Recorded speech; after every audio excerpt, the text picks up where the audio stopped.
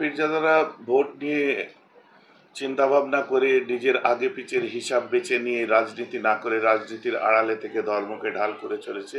প্রশ্নটা তাদের জন্য ছিল, আমাদের জন্য বোধহয় নয়। কালকে মুখ্যমন্ত্রীর সঙ্গে কি আলোচনা করলেন? আপনাদের সঙ্গে বৈঠক করার কথা রয়েছে। দেখুন, বৈঠক না, উনি আমাদের এখানে এসে আমাদের সঙ্গে ইফতার করবেন সেই রকম একটা ইনভিটেশন আমরা পেয়েছিলাম। তো সেই ইনভিটেশন অনুযায়ী আমরা যাব, একসঙ্গে সেখানে ইফতার করব। তারপরে তিনি আমাদের কিছু কথা শুনবেন বা তিনি যা বলবেন আমরা শুনবো, এইরকম একটা বিশেষ কিছু দাবি থাকবে?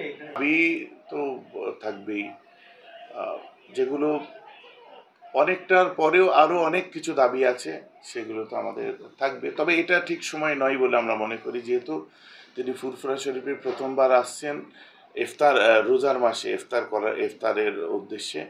তো এখানে দাবি দাবা পেশ করার জায়গা বলে আমি মনে করি না। তারপরেও আমাদের যেগুলো থাকবে তার কাছে আমরা সেই রকম সময় নেব, নিয়ে তার সঙ্গে বসবো এবং তার বিভিন্ন দপ্তরে যেখানে যা যথাযথ যেভাবে যেগুলো পৌঁছাবার তার ইনস্ট্রাকশন অনুযায়ী দিলে আমরা ফুরফুরা সহ সারা বাংলার আবার নতুন আরও কিছু দিশা পাবে, সেগুলো আমরা সেভাবেই করব।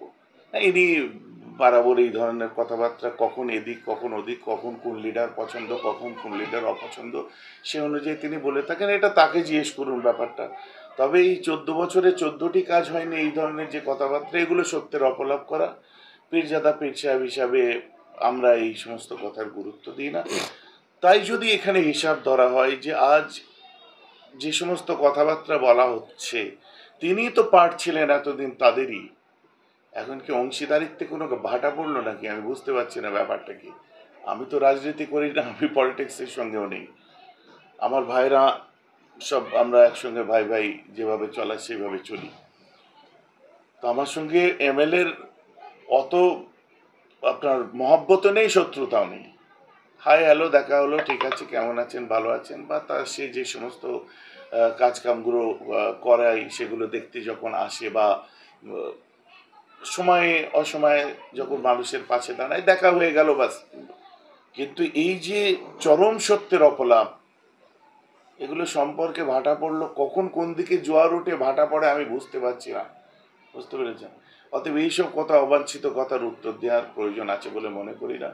কারণ আমাদের ফুরফুরা শরীফের যে সমস্ত উন্নয়ন হয়েছে, অনেক উন্নয়ন না হলেও অনেকটা উন্নয়ন হয়েছে, অস্বীকার করার জায়গা নেই। যেমন 100 বেডের হসপিটালের কাজ প্রায় শেষের দিকে, যেমন আলিয়া ইউনিভার্সিটি ক্যাম্পাসের কাজ প্রায় শেষের দিকে, যেমন রাস্তাঘাট বিভিন্ন যা যা আপনারা দেখতে পাচ্ছেন সব শেষের দিকে, মুসাফিরখানা কাজ শেষের দিকে।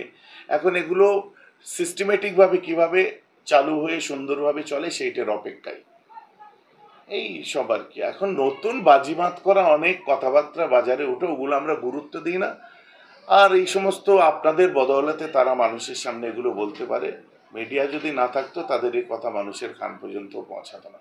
মানুষ কথা শোনে না, উন্নয়ন দেখে। এইসব নিয়ে আমি কি বলবো বলুন তো? এগুলো আমার ওই ছোট ভাই নওশাদ আছে না এমএলএ, ও ভালো বলতে পারবে, কারণ রাজনৈতিক জায়গাটা ও ভালো বোঝে। বুঝতে পেরেছেন? ওকে জিজ্ঞেস করলে ও ভালো এই সময় উত্তর দিতে পারবে। আমরা এই সংখ্যালঘু মন জয় করা, কাউকে ব্যর্থ আপনার কারো মন খারাপ করানো বা কি এইসব সমীকরণ সম্পর্কে আমরা অতটা বুঝি না। যতটুকু বুঝি যে হ্যাঁ সত্যি তো বিকল্প জায়গা বলতে গেলে এখন সংখ্যালঘুরা একটা বিশাল ভরসা করে আছে বর্তমান গভর্নমেন্টের উপরে। এবার গভর্নমেন্ট যদি মনে করেন যে হ্যাঁ তাদের অপাওনা মানে অপ্রাপ্তিগুলো আমরা যদি ফুলফিল করতে পারি, তাহলে তারা নিশ্চয়ই খুশি হবে, এটা তো স্বাভাবিক কথা। সাথে সাথে বিভিন্ন দল তারা তাদের কাজ যেভাবে করছে, বাস সবাই মিলেমিশে কাজ করুক, মানুষের জন্য করুক। দেখুন, কারোর সাথে কি হচ্ছে, কোন দাবিটা কখন তুলতে হবে। একদিন ইফতার করতে আসছেন এখানে, এখানে যত রাজ্যের দাবি আছে সব কিছু যদি ঘাড়ে চাপিয়ে দিই, বা তিনি কতটুকুই মনে রাখতে পারবেন এই সমস্ত মিডিয়ার সামনে এসে বলে নিজেকে জাহের করার কোনো মানে হয় বলে মনে করি না। আমি এই ধরনের কথাবার্তা বলতে পারবো।